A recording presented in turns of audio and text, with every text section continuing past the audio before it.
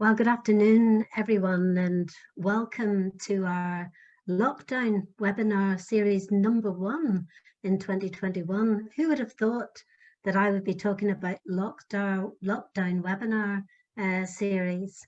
I'm really delighted that you've made the time to join us, and I'm going to very shortly introduce our wonderful speakers for today. But just a little bit of very brief background. Our lockdown webinar series started way back in March last year, when I personally was in lockdown in the northeast of England, and my home was here in the southwest. And it just struck me that we needed to come together as a community and give each other some support. I needed support, and I felt that I could maybe help others. So here we are in January 2021, and we're in this is our 7th overall, our 7th series. So today is the start of a new year. We've got that word optimizing, and I'm going to use the word optimistic as we sort of look ahead and sort of think to a new year, and we think about our practice and we think about our health and our well-being. So it's just such a great privilege for me to be able to introduce my 2 colleagues from Vancouver in Canada. And you might want to say hello in the chat facility. I can see a few people now beginning to connect. We've got Janice Morris-Reid from Victoria in British Columbia. So just go into the chat now, if you would, and just say hello and tell us where in the world you are. We've got Rihanna from Leeds, far away from British Columbia. We've got Fusan from Turkey. So there's a real sort of contrast here. Jonathan from Stockport, Colette from Belfast, Jess from Derby, Ottawa, Nottingham, Claire from Nottingham, Bournemouth, Barry, South Wales, Blackburn. So just keep it coming around. Where in the world are you? And we're really keen that we can learn from each other in this session. So today's session is called Optimizing Career Engagement in All Life's Works. And what really triggered me to reach out to Deirdre and to Roberta, and I'm going to be completely honest here, there are not many Deirdres in this world. And I have, for the last 6 years or more, been talking to Deidre Pickerel about us getting some joint work together. And here we are today, at least 6, if not 10 years on, working together. And of course, inspired by Roberta, most of you will know Roberta as Roberta Neault. She's now Roberta Borgen. So just wonderful to have these brilliant presenters here today. I can see Lorraine is saying she's waving her hand and she's blowing kisses, I think, to us all. Just keep those messages flowing. Use the chat facility as we go through what's going to be an interactive session. So let's just very quickly look at what are we aiming to achieve today? What are the objectives? If Mark would just, let's have a look at the next slide. We're really going to consider how all of life's roles and how they impact on each other. Uncover appropriate levels of challenge and identify and access the supports and resources needed. And our 2 presenters are going to leave us with concrete tips for staying optimistic, regardless of our unique circumstances.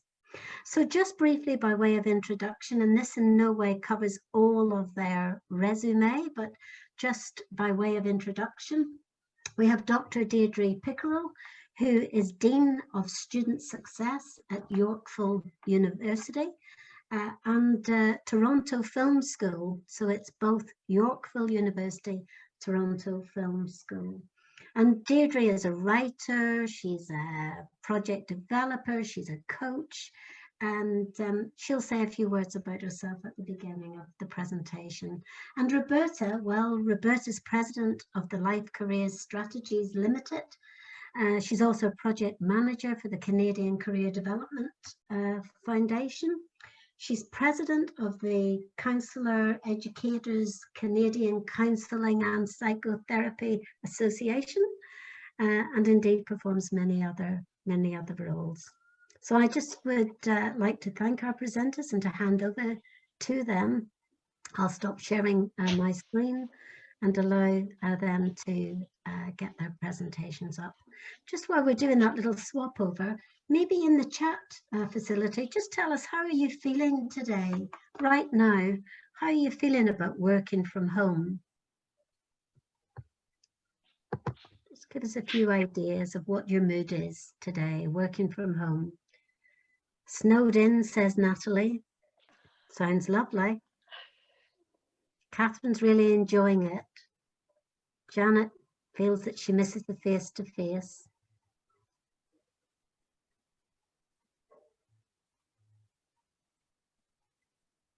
Up to my eyes in it, taking a break.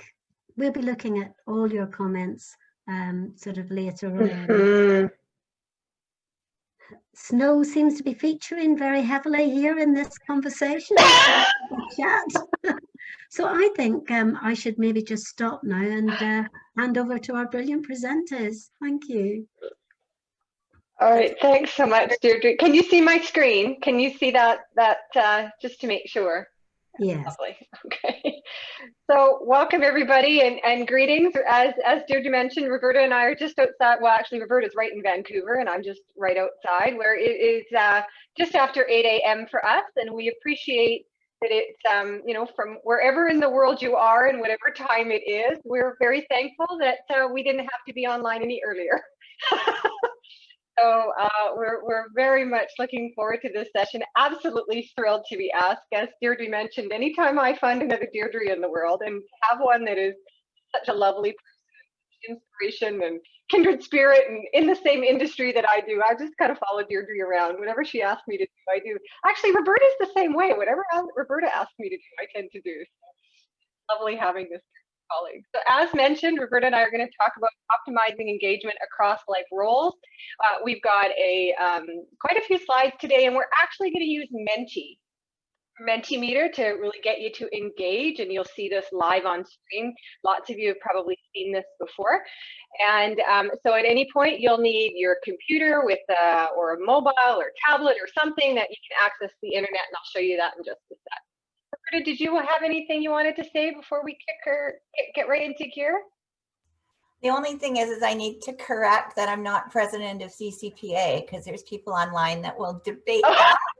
I was president of the Educators Chapter at one point, but that's in the past. And it was the other Dr. Borgen, Bill, that was president of CCPA. So let's get that confusion out of the way. But no, thrilled to be here. And it's so exciting to see so many names of people I've worked with, like someone in the UK now, Rihanna, but from Saudi Arabia is where we work together. And Lorraine mentioned how hard it is to not be able to travel and be with our friends and colleagues. So Deirdre Hughes, thanks so much for providing this opportunity for people to connect. It's really great to be here. Absolutely lovely. All right, well, I'll kick us off. And so just really quickly, some of the key ideas that we're going to talk about today is understanding engagement, what's meant by this topic and this notion of engagement that is batted around all over the place. We're going to talk about exploring life roles just a little bit, just so that we really see, you know, what are all the things that we're juggling on a regular basis that might impact our ability to stay engaged and impact our ability to be optimistic and have some hope for the future. And then we've got some tips for optimizing engagement across all of our life roles, and we really do hope that you'll engage with us, use the chat, the Q&A. We've got Menti, and we really hope to have a really good conversation with you this morning. So as we begin, the elephant in the room is absolutely that, you know, what are we, 9 months in, 8 months in, something like that, where we're all on some form of lockdown. And so we really wanted to acknowledge that we we are in the midst of a global pandemic, and although there is hope for the future with vaccines ramping up, many regions are once again seeing an incredibly high numbers, and lots of us in states of emergency and lockdowns. And you know, at first, I work from home. I was pretty happy to, you know, not have to travel through traffic to the office. A little tired. I think that that's part of the challenge, is that we're all just getting a little exhausted with what's going on. But for Roberta and I, it also kind of really means that now more than ever, we really need to look at engagement from a real holistic perspective and say, what, you know, can we, rather than looking at just our parental roles or our roles as a worker or as a community member, that we really need to look at that big picture and how are we managing overall. So, Deirdre asked this question as well, but we would like to engage with you on Menti. So if you go to menti.com, you can use any internet browser, mobile, your phone, if you're at a computer, and enter the code you see on your screen. I'm actually working from 2 screens. That's 9996789. And if you take a minute and what words describe how you're feeling right now? And I think I've given you, if you go, it's Madeline, it's menti.com. So www.menti.com. And we want to hear from you. I think I've given you 3 words that you can use.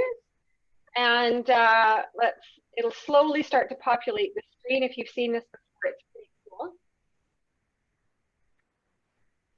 And as the same words, everybody knows word clouds. So the more times a word is used, the bigger it will be. And what we really love to see in using this kind of engagement software is, and this kind of question, is we often see the same words, and we see positive words and negative words. So it really becomes a unique experience to see how everybody's feeling.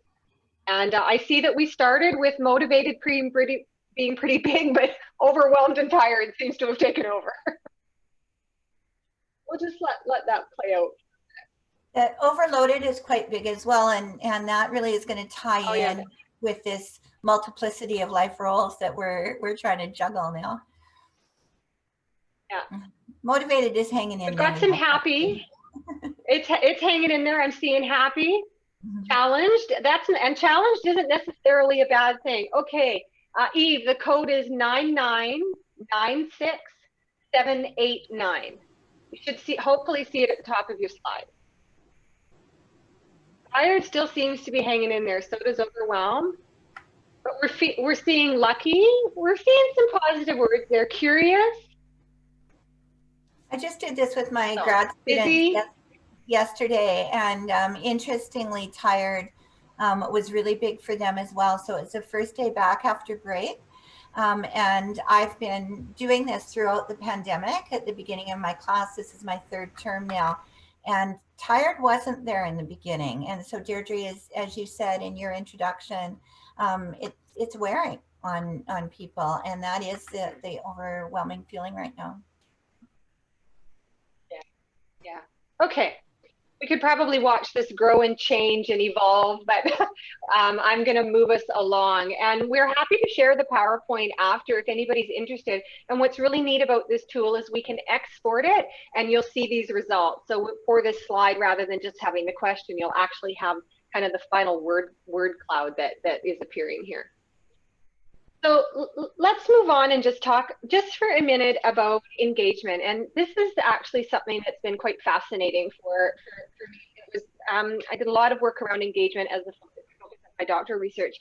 And we are gaining clarity on what engagement is within the literature, but it's still a real messy term.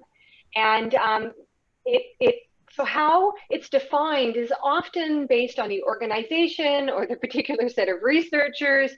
So whenever we talk about engagement, we're not necessarily talking about the same thing, which is quite fascinating. So William Kahn, you'll see this quote on the screen, he's considered the father of engagement. He's the one that really, within the literature, was the first one to do some research and some writing around engagement. He used the term personnel engagement in his work.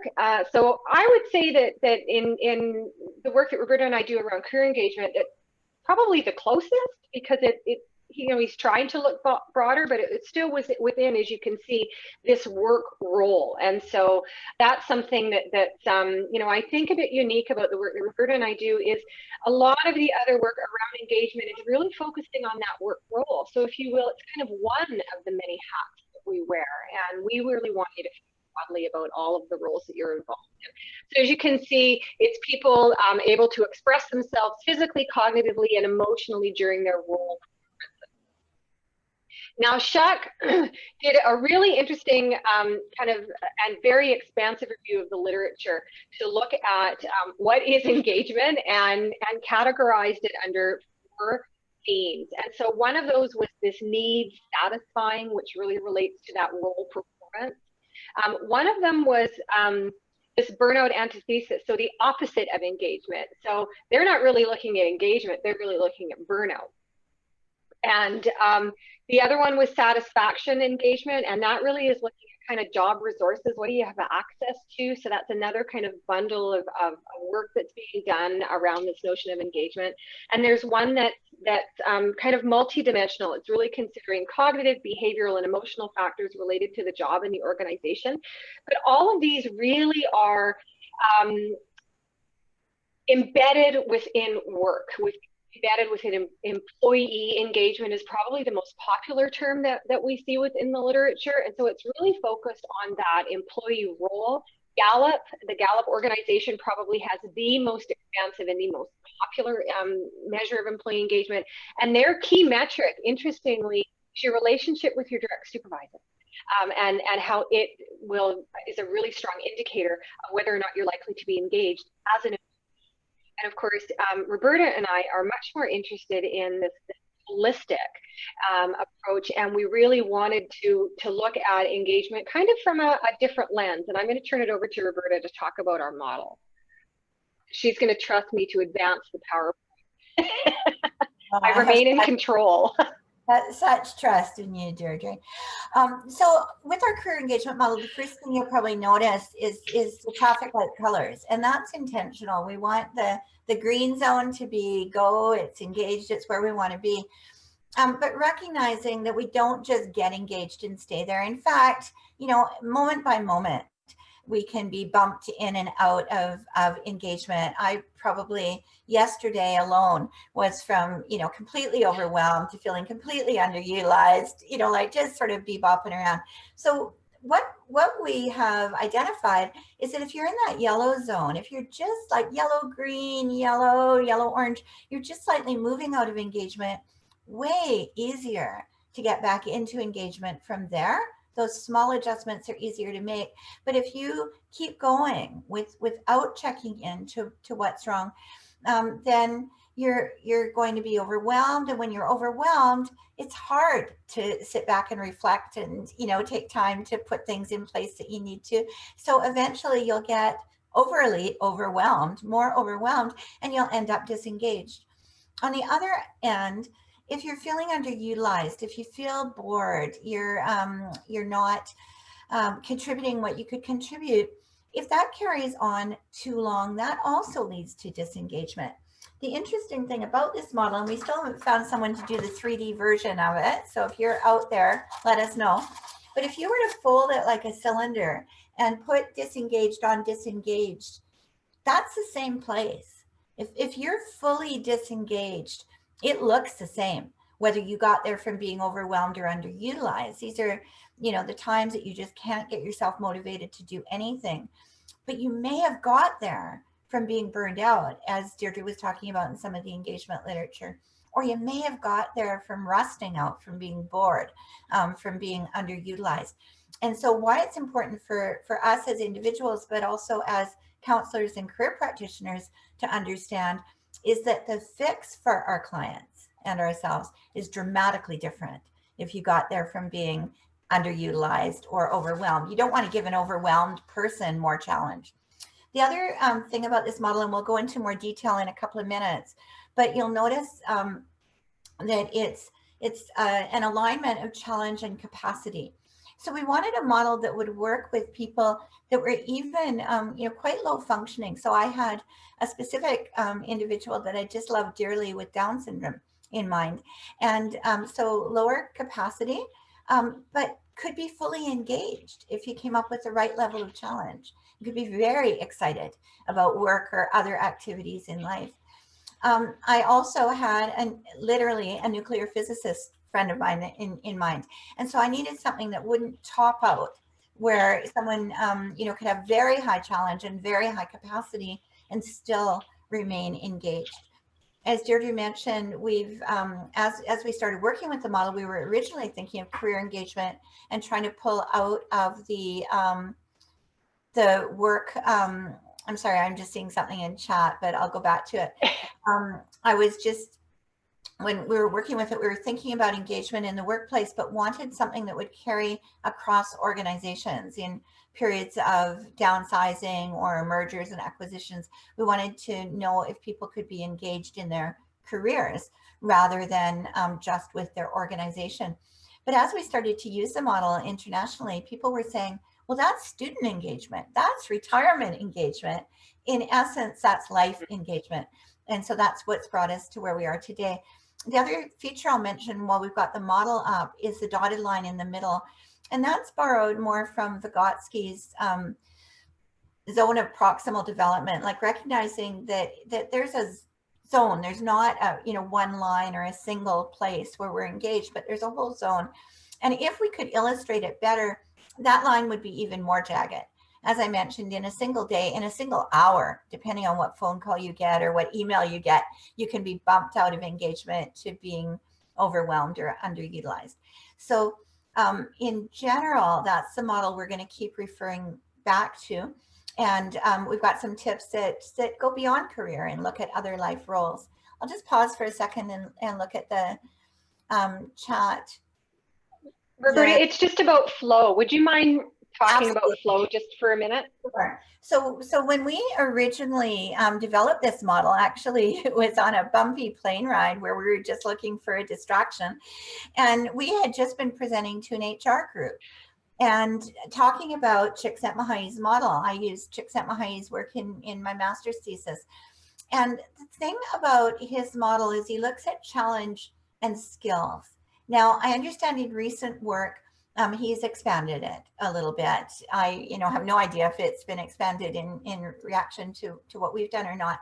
But I found that as I was using his model and talking about challenge and skills, I had redesigned it and said skills/resources, because you can't put it just, I don't believe, put it just on the individual. When you say, it's challenge and skills, then you're in essence blaming the individual for being out of flow.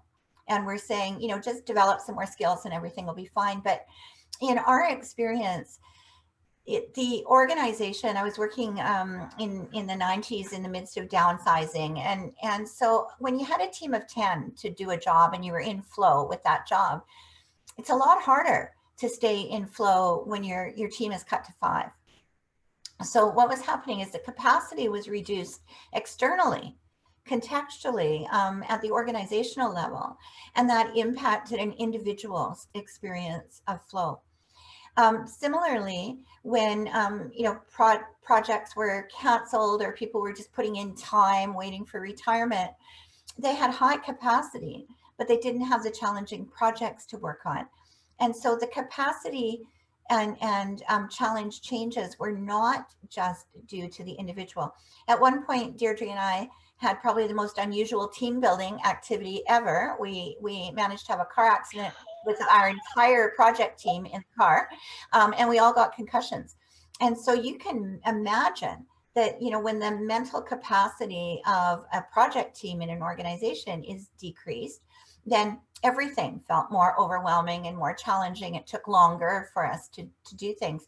And so what we wanted was a model that would allow us to look at individual capacity, but not just skills, health, financial stability, relationships. If you just had an argument with a spouse or a child in the morning, that's going to impact your capacity to work. So individual characteristics beyond skills, but then also the organizational, contextual, economic, you know, our capacity has been greatly decreased because of the pandemic. And the access to work, the access to grandparents to babysit, the access to all of the other resources, schools. I've read in here someone's still homeschooling their children unintentionally. It's different if you're homeschooling by choice, but when you were expecting that you could send your kids off to school and you can't, that's a very different thing. So we definitely want to acknowledge Csikszentmihalyi's work. It was very influential. Every time we write, we talk about that, as was Vygotsky's work, that notion that there is a zone and that you can move in and out of the zone, but you have to try to sort of attack that general zone area in order to optimize engagement.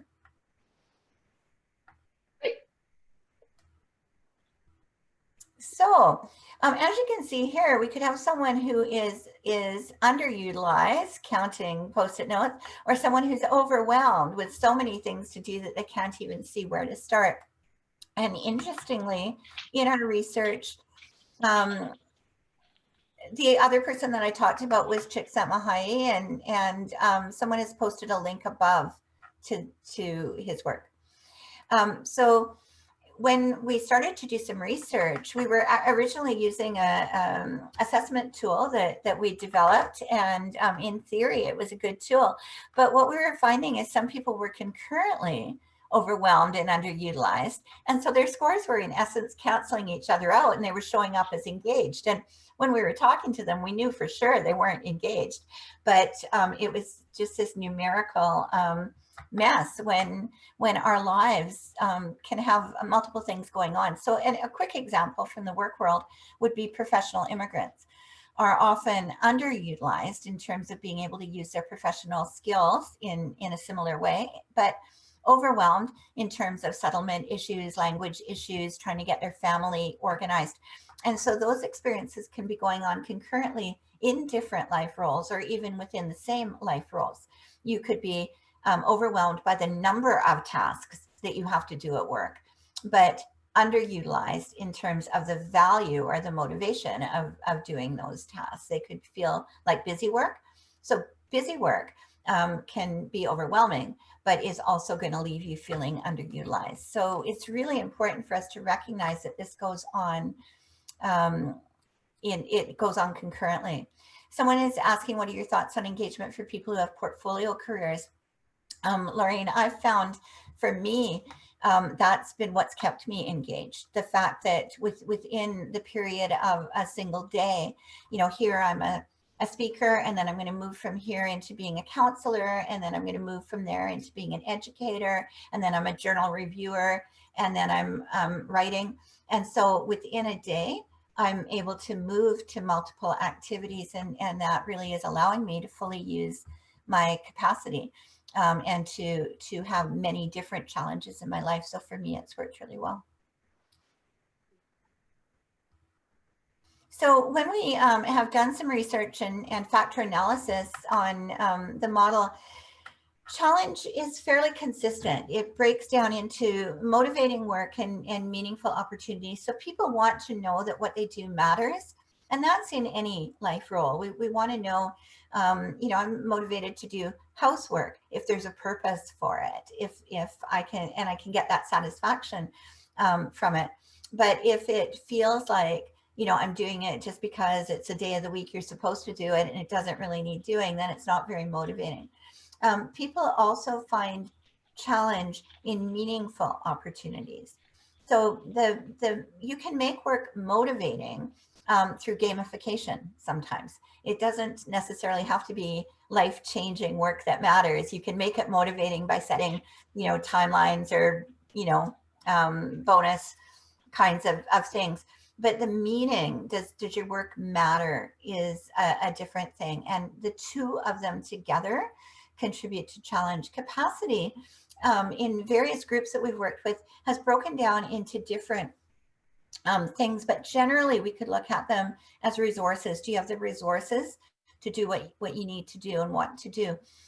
Relationships, supervisory relationships, collegial relationships, family, friends. Workload, is there, you know, is the workload reasonable for the capacity to get it done?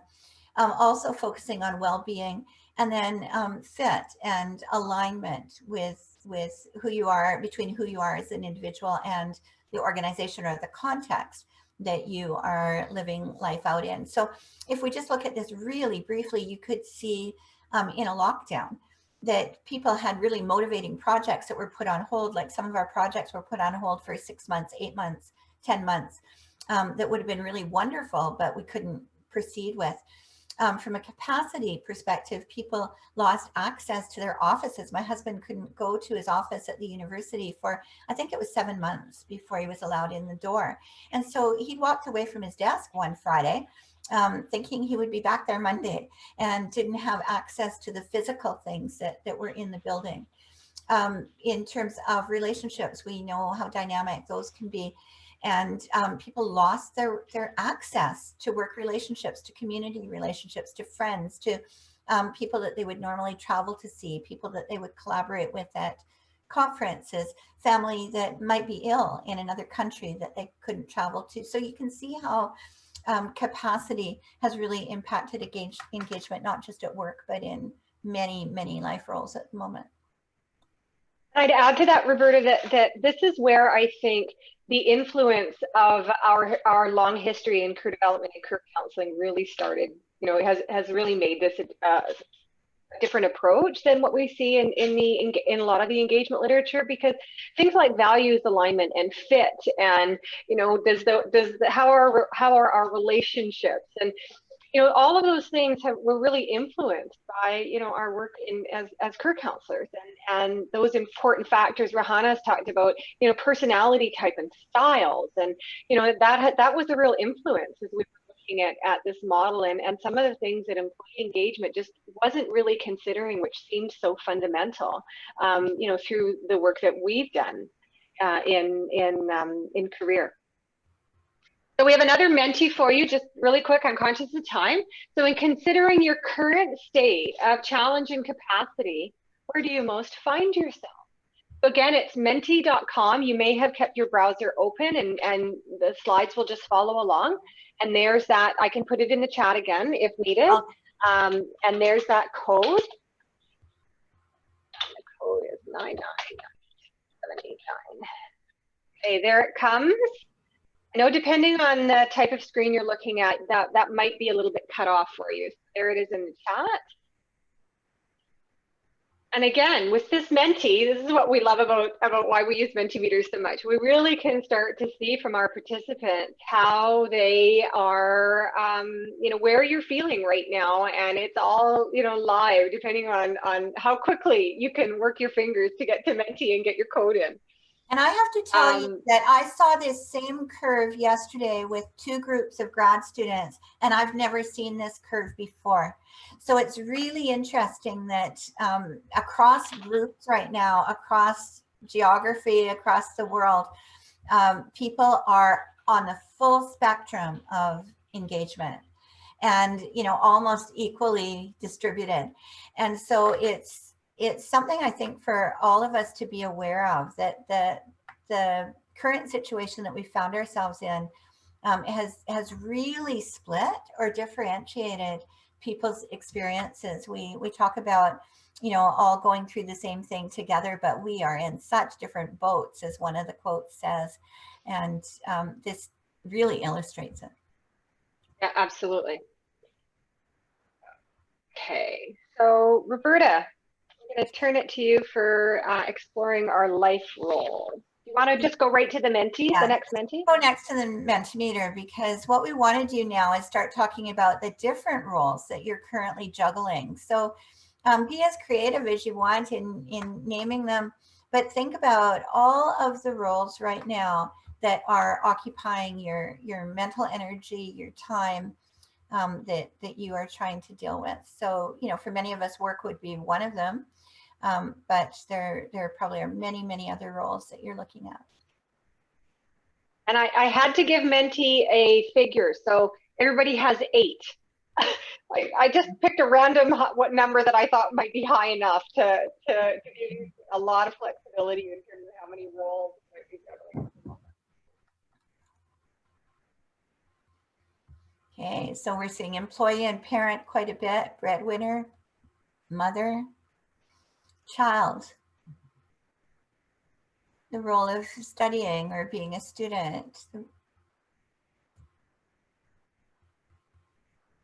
And then you'll see some of them, you know, if we were doing a thematic clustering, we've got mother, mom, parent. So, you know, that would be the same role.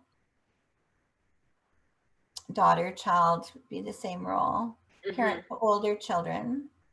Absolutely. That parenting thing never ends, eh?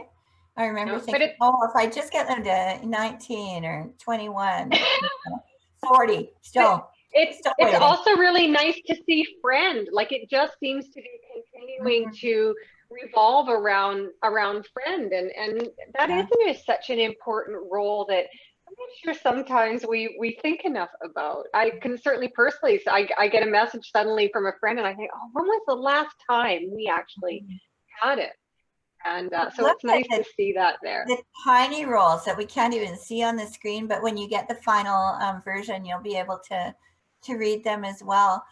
And so there's such a multitude of roles that we're juggling. We'll let you keep adding to this because you'll get the final result. But Deirdre, move on to Super's model, if you wouldn't mind.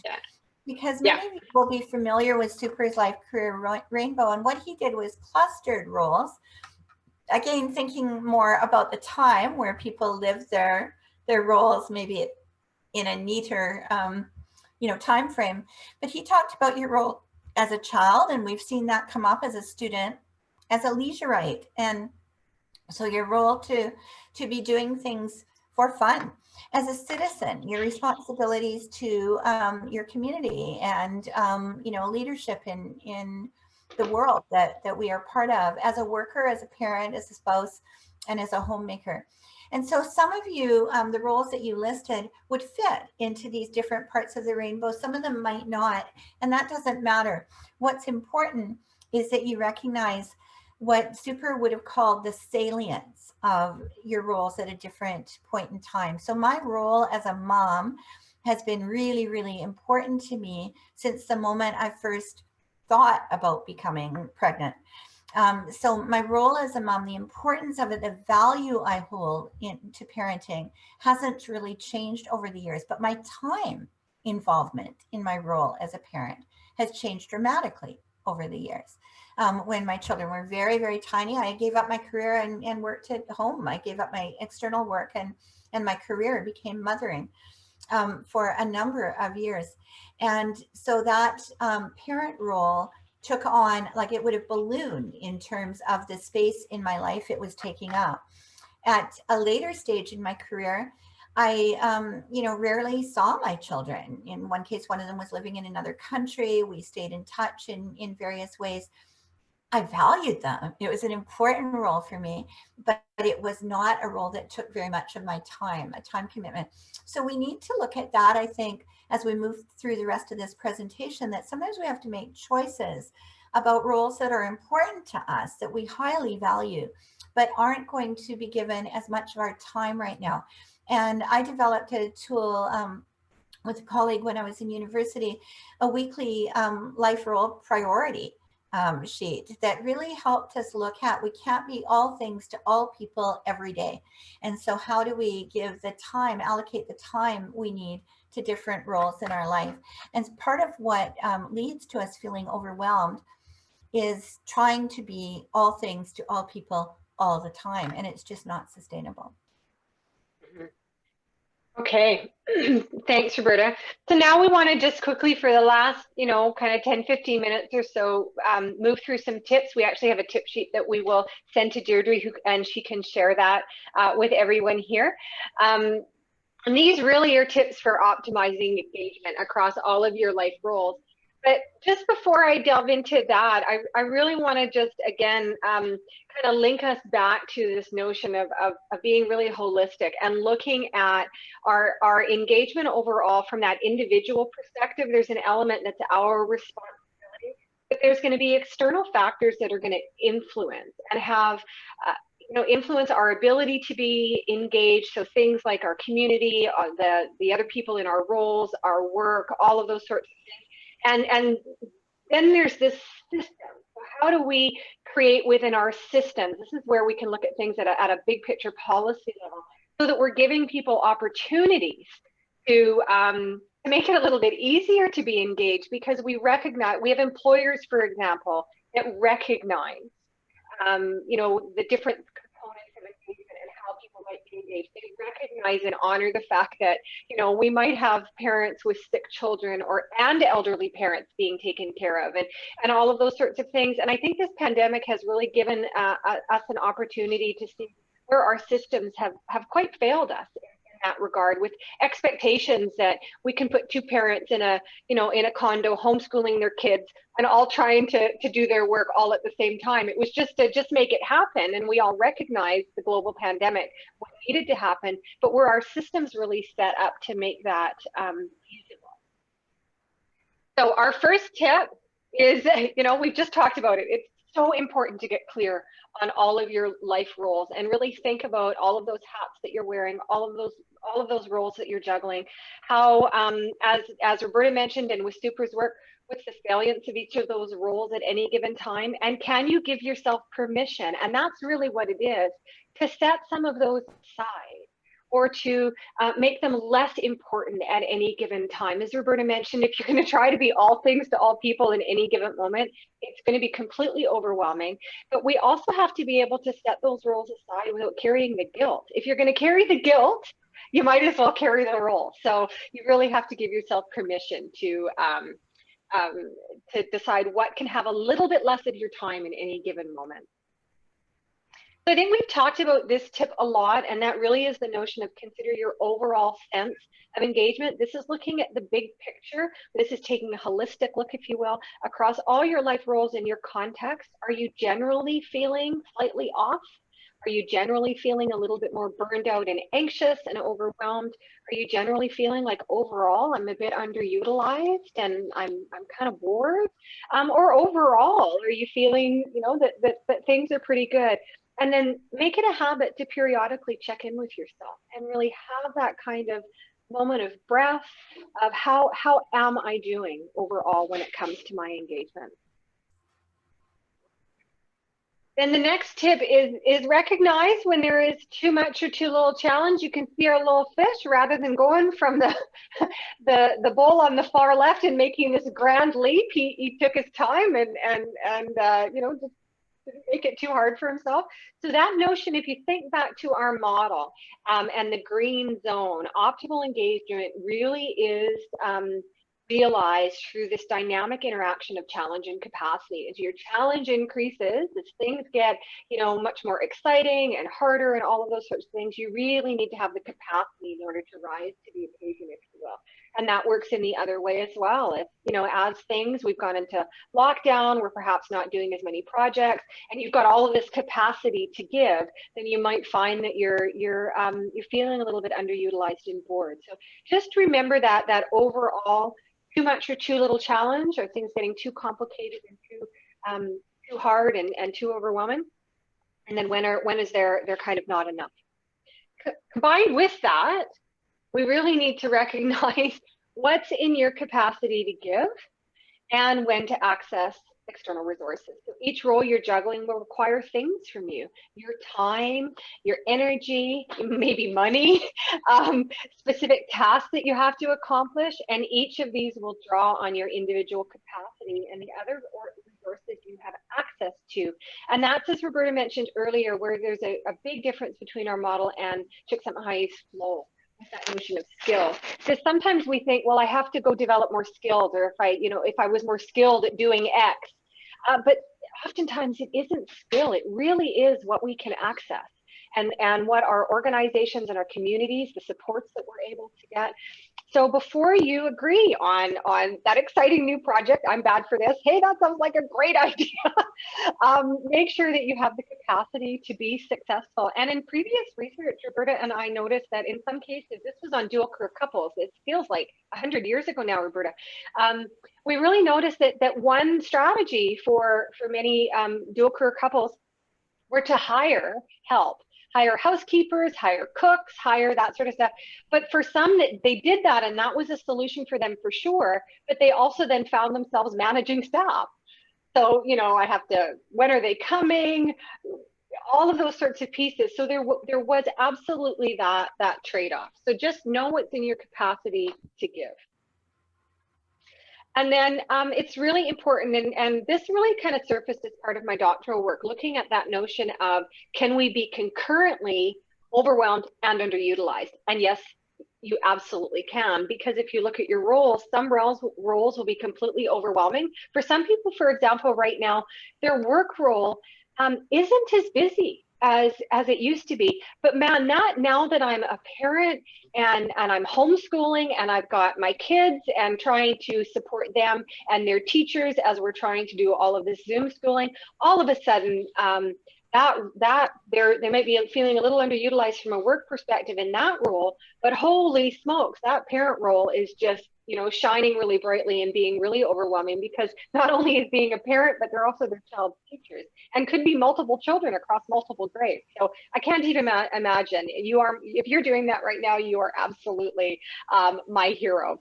So it may be possible in some cases to reduce challenge, have those conversations with whoever you need help from. But it may also be needed to increase your capacity, but it really is taking that holistic approach. So I'm going to turn it over to Roberta now for tip 6, and she'll take us to the end. So Roberta. Okay, so one of the things when we're looking at multiple roles is look at our long-term priorities. And often those long-term priorities are an intersection of roles. So some of the things that we've mentioned in the tip sheet are things like saving for our child's tuition in university. So that's valuing our parental role, but also honoring the fact that our work role is going to have to be an area of focus, because that's what's bringing the income in. And so when we start to look holistically at what some of the bigger things are that we're working toward, it helps us figure out how each of our life roles fits in around that. And it's really important. Otherwise, we get really bogged down in one overwhelming role at the moment. You know, like work can be all consuming, or parenting can be all consuming, or caring for a senior family member.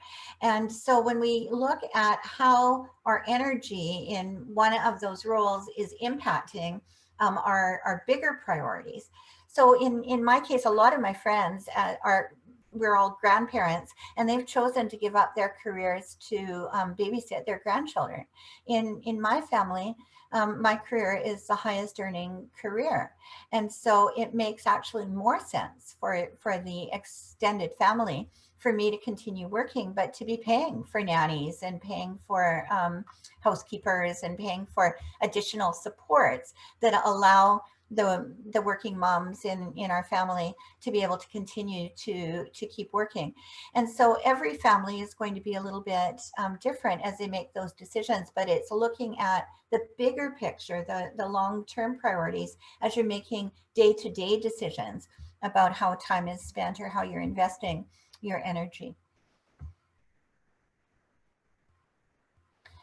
So then the other thing with trying to make changes in our life is to be specific. So we want you to look at the big picture priorities, but also to look very, very specifically at the challenges that you're facing or the capacity that's available to you.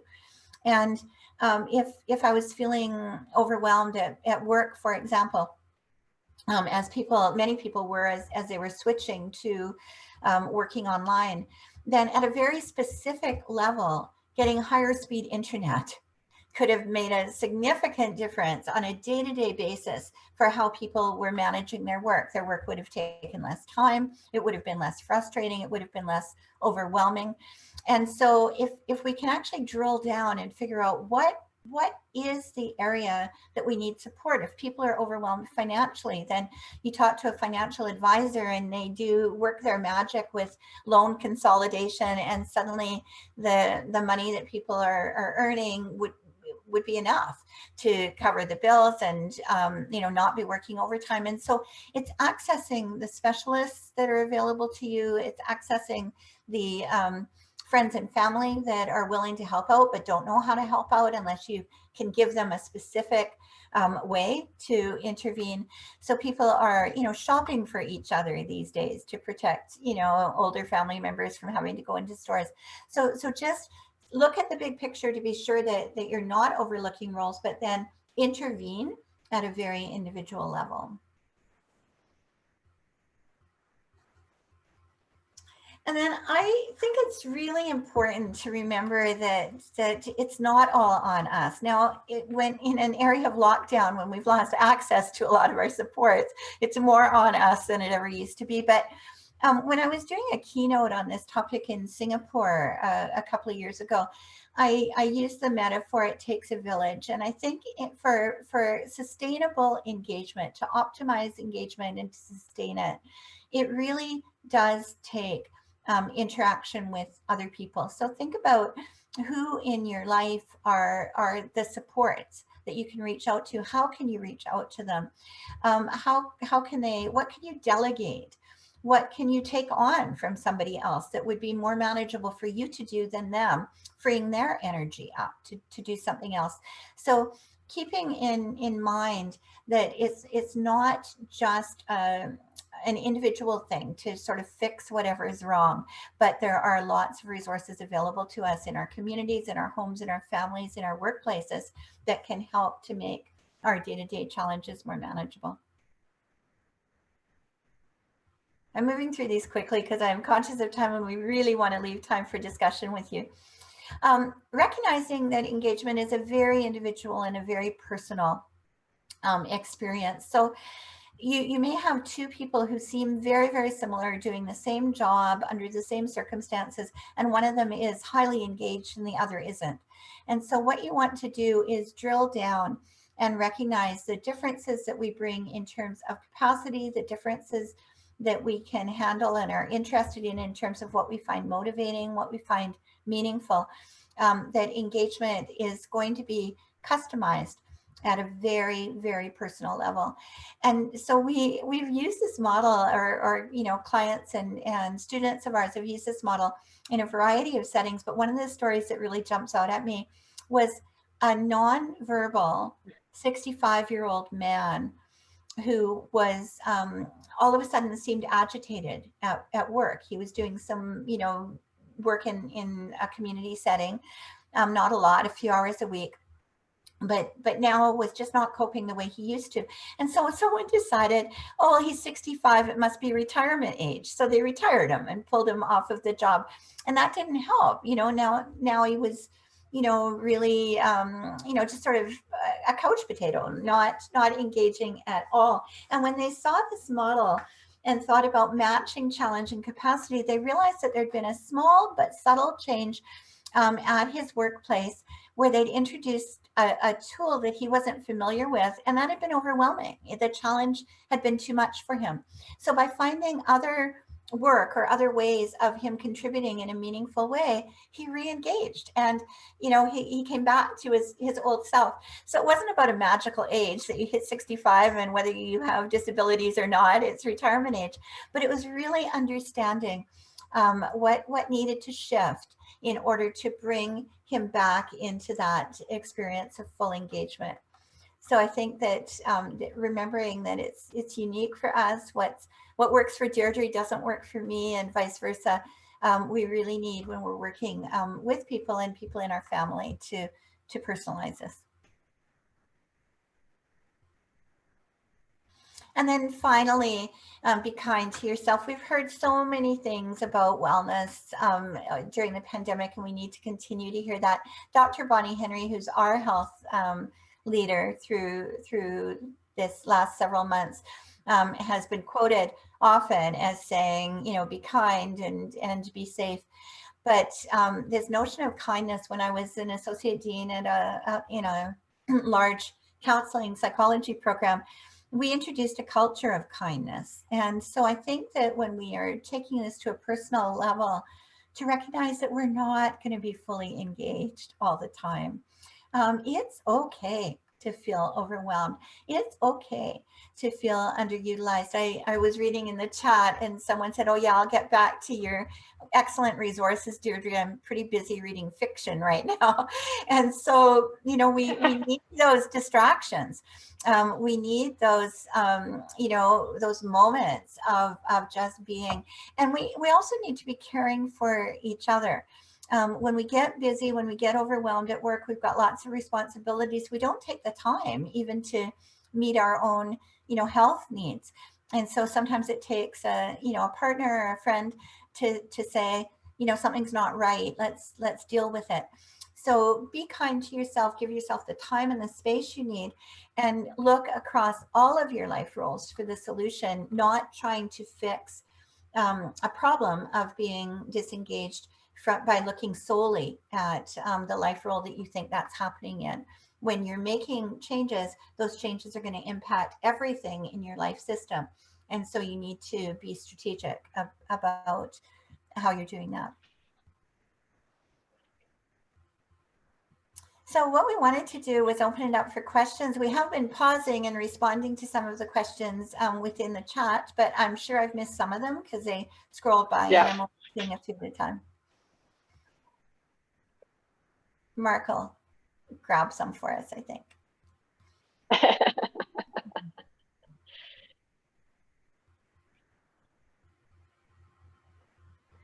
Yes, I think Mark is just having a look there to see if there are any, but I've encouraged colleagues to put any questions in the chat. And of course, remember that, you know, today is really not the end of the journey, but the beginning around getting us to think about these issues to do with engagement. And I already feel that my shoulders feel a little bit more relaxed as a result of listening to today's presentation. And I can see again, people saying they feel more optimistic, people saying, you know, that they feel energized by it. Very interesting presentation. Somebody said here, Madeline, more hopeful. You know, I think one of the things I wanted to do, because these two leading presenters here, I've done a terrible injustice around really not reading out their biographies properly at the start. And really just to say, I want to read you a final chapter from a paragraph from a book chapter. And this is what Deirdre and Roberta said in their excellent article called Maximizing Career Engagement Across a Lifetime of Transitions. So their final paragraph, which for me really, really touched me, was that engagement is not preserved for the privileged. The career engagement model can help to unpack the individual and contextual systematic factors that contribute to disengagement. And if ever there was a time in history when we think about our circumstances, there's such high risk for disengagement in our society, disengagement from learning, a disengagement from work. And I think what we've learned today really is that a model like this with a checklist that we can use in practice can actually be something that we can have in our toolkit of theories and our practice to help ensure that we reduce disengagement, that we create curiosity in individuals to want to actually, you know, improve their life chances. So on your behalf, I really do want to thank both our speakers. I'm just looking at, we've got 2 minutes and I've got one more slide, but there's something here, a question about how do we get parents engaged? And again, maybe if you've got a minute to respond, maybe outside of this, anything you want to say about parents? Sure. I've been watching. I put our emails in. Yeah. Sorry, Roberta, go ahead. I've been watching the things go through and where they've said, you know, things like how would you encourage kindness in an organization, or, you know, for parents. I think when we're looking overall, people are not at their best when they're disengaged, right? People are not at their best when they're overwhelmed. I'm snappy when I'm overwhelmed. I'm, you know, trying to do things quickly. I'm not as kind as I usually am. And so if you're seeing a lack of kindness in an organization, for example, which was one of the questions, then, you know, it could be representative of the general feeling of malaise or the general feeling of being overwhelmed or underutilized in the organization. So when we shifted to build a culture of kindness, it became like a mantra. I use that term in every meeting. I modeled it. I, you know, noted things that weren't kind. It was an organization where, you know, there were those nattery signs in bathrooms and stuff, clean up after yourself. And, you know, then I started to shift to more inspirational quotes and that kind of thing. And magically the bathroom cleaned up itself, right? Like you know, people started to treat each other better when they were motivated and thinking about, you know, people as people and just being nice to each other. So I think for parents, you know, part of when we are not engaged is when we're completely exhausted. So for parents, what are you doing in order to make space for yourself? Like Super himself acknowledged the leisurite role and the importance of that. So I think self-care is super important. I think, you know, having people that you can confide in and talk to is super important. You know, as parents, we learned from other parents, and making space for each of the life roles. And that's where the weekly life role priority sheet can be really helpful, because, you know, if I know that Tuesday night is my pizza night and games night with my kids and I'm going to be totally focused on them, then it's understood that Wednesday night is when I'm teaching and, you know, I can't be available for you. And it takes away some of the guilt from that. Mm-hmm. We could talk about really, I know we're very I know we've run out of time, Deirdre, but I did put our emails in the chat. And so, you know, for anybody that would like slides or any of that sort of stuff, would like to connect, have feedback for us, have thoughts for us, please don't hesitate to reach out. We'd love to chat with you. That's very kind of you, Deirdre. And, you know, I know in terms of your role, there's a big role in a university, 10,000 students you're responsible for. And for Roberta, you know, a prolific writer in the field of career development and juggling so many things. So I personally just want to say thank you so much for giving your time freely today to sort of share with everyone. I want to thank everybody also who's attended today's event. Thanks for making the time. You're going to receive a feedback survey, really because we're looking at our whole program of webinars for 2021, and some of the themes that have come up here around parents and kindness and hope, and all these things are feeding into our plans for the year ahead. If you're in the UK, particularly in England, there's a new publication which just came out yesterday, which I've written on leadership and careers provision, getting some ideas about how we engage and ensure that we have leadership in our sector, particularly going forward throughout the pandemic and beyond. Our next webinar is on the 12th of February with Dr. Anthony Mann and Chris Percy and myself. We'll be looking at data-driven and inclusive career support with a big question mark around what does that look like. And then I just really wanted to say that some of you have attended before, we're one of 20 national prize winners developing a chat bot called CC, the little chat bot designed, it's called the Little Powerhouse to support your career. And we've been trialing it, working closely with careers advisors to embed the use of a bot in their practice, as well as making the bot available.